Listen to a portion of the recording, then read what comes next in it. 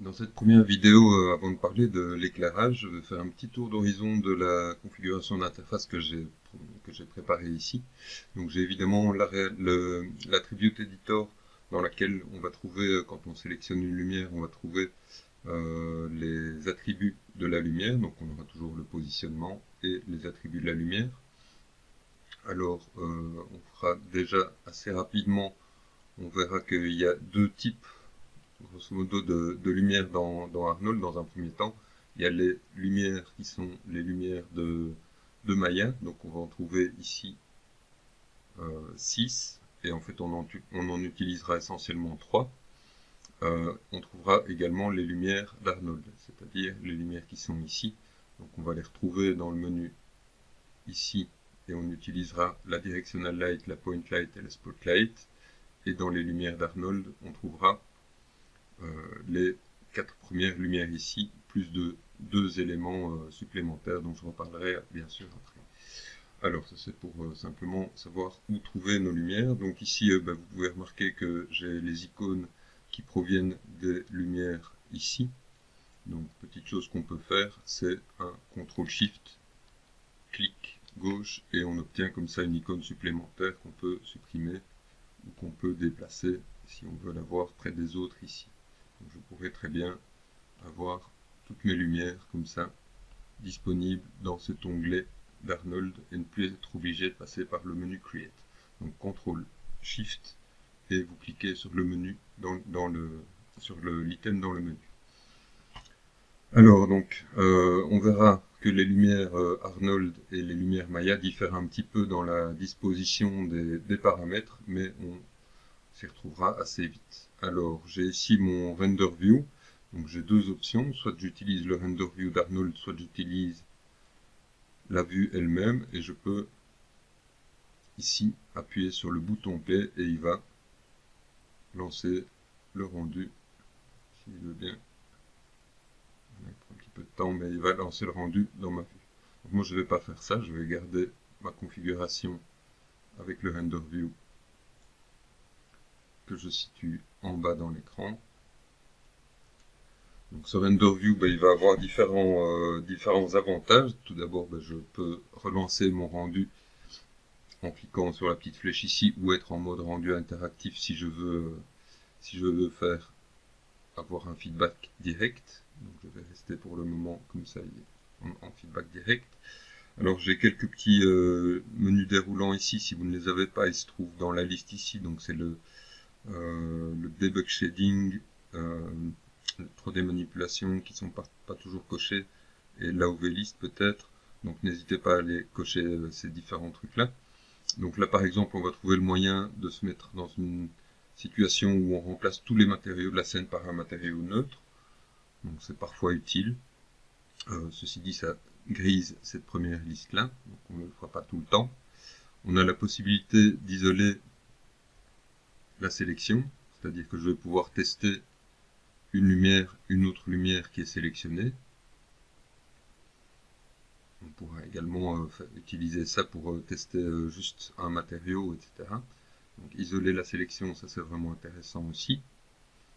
On va pouvoir manipuler la vue. Bien sûr, ça peut toujours être utile. Et on pourra aussi utiliser les AOV. Pour le moment, il y a juste Beauty, c'est la Beauty Pass. Et donc ça va se passer, il faut que je vienne dans mes Render Settings. Donc la fenêtre de Render Settings, ici, je vais aller dans l'onglet AOV, venir chercher Direct, Émission et Indirect. Je les fais passer à droite, ils sont peut-être un peu plus bas dans la liste de manière générale. Donc j'ai maintenant accès à 3 passes de rendu, la passe d'éclairage direct, d'émission qui pour le moment est vide, et la passe d'éclairage indirect. Donc ça me permet de vous expliquer une première chose avec l'éclairage. Donc quand la lumière qui est ici éclaire la scène, elle va envoyer ses rayons directement sur les surfaces et donner une première couleur. Cet éclairage est ce qu'on appelle l'éclairage direct. On va ensuite avoir la lumière qui rebondit sur les surfaces et qui vient éclairer, donc qui rebondit sur le sol, qui vient éclairer la surface ici, etc. Et ça c'est donc l'éclairage indirect. Et donc on voit ici que le sol éclaire en bleu les surfaces de mon objet ici. Tandis que ce qui arrive là éclaire la surface ici, et n'est pas teinté de bleu, est teinté de bleu parce que la surface ici est bleue, donc c'est de nouveau multiplié par du bleu. Mais ici à l'intérieur, on voit bien que l'éclairage qui rebondit est plutôt gris. Donc éclairage direct, indirect, ça c'est intéressant à comprendre assez tôt aussi. Et je pourrais en fait, donc il faudra parler assez rapidement aussi de qualité de rendu. Donc on a toutes sortes de réglages ici dont on reparlera plus en détail, mais qui vont nous permettre d'améliorer la qualité du rendu, mais on le voit aussi. Donc ici on sent que j'ai moins de grains dans l'image. On sent aussi que le rendu est plus long.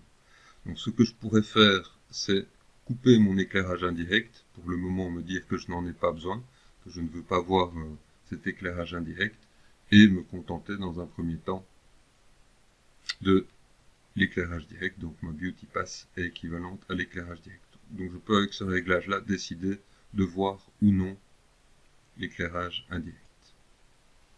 Je peux également le voir en mettant à 0 ici, ça va également couper mon éclairage indirect de mettre à 0 ici.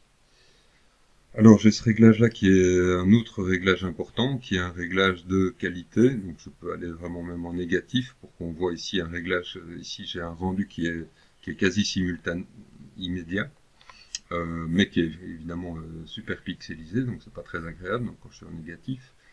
Quand je suis à 0, ben, je vois que j'ai beaucoup de grains dans mon image, je peux cliquer ici pour voir vraiment un pixel de l'image, un pixel de l'écran, mais je sens que j'ai beaucoup de grains dans l'image. Et pour avoir une meilleure qualité, je devrais augmenter ce paramètre-là. On y reviendra. Mais donc pour avoir un feedback assez rapide de notre rendu, ben, on peut mettre un caméra A2 ici pour avoir un résultat tant qu'on parle juste de positionnement, d'intensité d'éclairage, etc. On n'a pas forcément besoin d'avoir un rendu de qualité. Une autre manière de... Donc ici, mon rendu est de cette taille ici, donc je travaille en 960 par 400. Je pourrais choisir une résolution plus petite par ici. Ne choisissez pas en tout cas un rendu avec une résolution de la 4 pour faire vos tests d'éclairage. Et on a toujours la possibilité aussi de venir par ici se dire qu'on va travailler à 50% de la dimension réelle, c'est-à-dire réaliser un rendu de cette dimension-ci. Donc je reviens ici sur ma résolution de test à 100%, je clique sur 1.1 et si je veux que ça occupe tout mon cadre, je redimensionne un peu. Alors on va passer maintenant voir dans la vue, donc on a vu quelques systèmes ici pour changer un petit peu l'affichage, voir différentes composantes. On peut voir également l'éclairage dans les vues de Maya. Donc tout d'abord, ben, on pourrait se dire qu'on peut remplacer tous les matériaux de la scène par un matériau gris. On peut afficher l'éclairage ici. Alors on se rend compte assez vite qu'il y a une lumière qui a l'air de fonctionner correctement, celle-ci. Par contre l'autre ne fonctionne vraiment pas très bien. Et donc je vais, pour arriver à un éclairage plus ou moins similaire, je vais venir faire ce réglage quadratique ici. Et ça me donnera un éclairage qui est déjà plus proche ici. Alors il faut savoir que les lumières donc ces lumières-ci, qui sont des lumières Arnold, n'auront pratiquement jamais un très bon rendu ici dans la vue. Je vais augmenter un peu l'intensité de cette lumière-ci. Et je n'obtiens pas non plus un excellent rendu ici. Donc si je mettais une point light, donc il y a quelques lumières qui vont vraiment... je vais masquer celle-ci. Je vais mettre une point light et faire déjà une première petite remarque. Donc ici, ben, je vois un éclairage, mais si je me mettais en quadratique ici, ben, je verrais que mon intensité n'est vraiment pas suffisante. Je vais augmenter à 100, on commence à voir un léger éclairage.